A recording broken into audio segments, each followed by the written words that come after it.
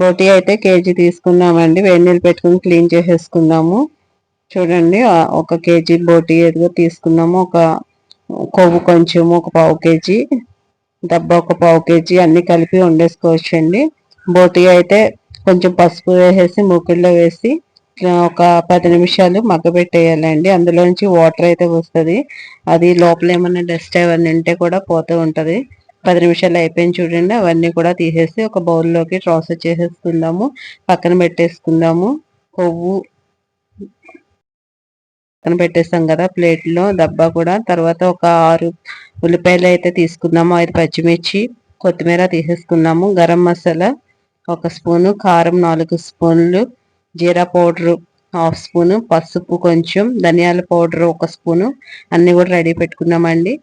Stove వెలిగించుకుని oil 5 గరిటెలు అయితే వేసేసుకున్నాము. ఆయిల్ అయితే హీట్ ఎక్కిపోయింది చూడండి. మనం రెడీగా పెట్టుకున్న ఉల్లిపాయలు, పచ్చిమిర్చి కూడా వేసేసుకుని తిప్పేసుకుందామండి.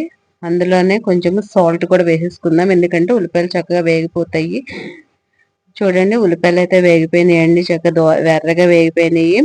అల్లం వెల్లుల్లి పేస్ట్ కూడా 2 స్పూన్లు వేసేసుకుందాము. 2 స్పూన్లు వేసి పచ్చివాసన పోయేదాకా వేపేసుకున్నాం కదా. వేపేసుకున్న తర్వాత మనం దబ్బా కొవ్వు పెట్టేసుకున్నాం కదా, 2 కూడా కలిపేసి వేసేసి 5 నిమిషాల పాటు మీడియం ఫ్లేమ్లో పెట్టి మగ్గబెట్టేయాలండి. ఒక 5 నిమిషాలు మగ్గబెడితే చాలు. మగ్గిపోయింది చూడండి.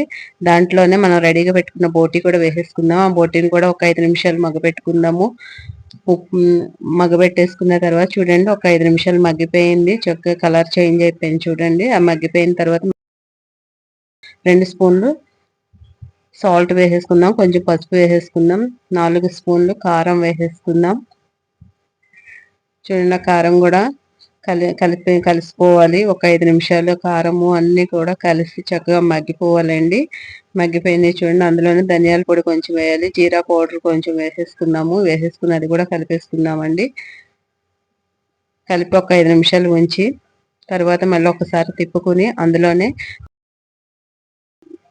గ్రేవీకి సరిపడా వాటర్ 2 గ్లాసులు అయితే వేయాలండి.